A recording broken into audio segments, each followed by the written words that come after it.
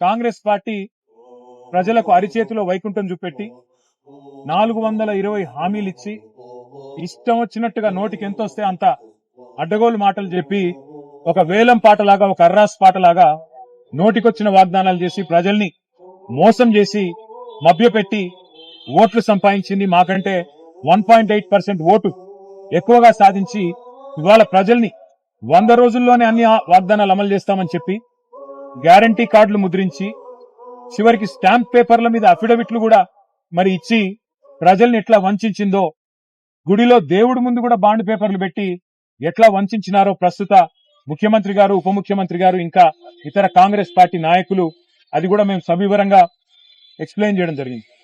ఎన్నికల్లో ఇచ్చిన మేనిఫెస్టోకి రాజకీయ పార్టీలు కట్టుబడి ఉండకపోతే తప్పకుండా వారిని శిక్షించాల్సిన బాధ్యత కూడా ఎన్నికల కమిషన్ మీదనే ఉన్నది.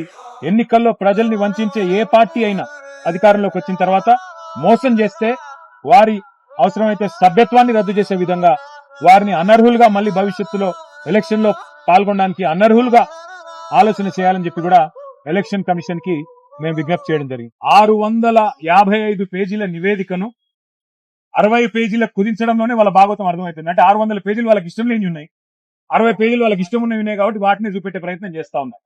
రెండోది నాకు తెలియక అడుగుతా ఉన్నా, రిపోర్ట్ ఇచ్చింది సాయంత్రం, అర్ధరాత్రి ఆస్థాన మీడియాకు వెంటనే లీకులు, తెల్లారే వరకే ఈయన పాపాల బైరోడు ఆన పాపాల బైరోడు అని అడ్డమైన రోత వార్తలు. అంటే ఎంత ఉద్దేశపూర్వకంగా వడ్డించి వార్చి కేసీఆర్ గారి మీద, బీఆర్ఎస్ మీద ఏదైతే కుట్ర చేసే ప్రయత్నం చేస్తున్నారో, చిల్లర ప్రయత్నం చేస్తున్నారో, ఆ నివేదిక ఒక గ్యాసు ట్రాష్ తప్ప అందులో ఏం లేదు.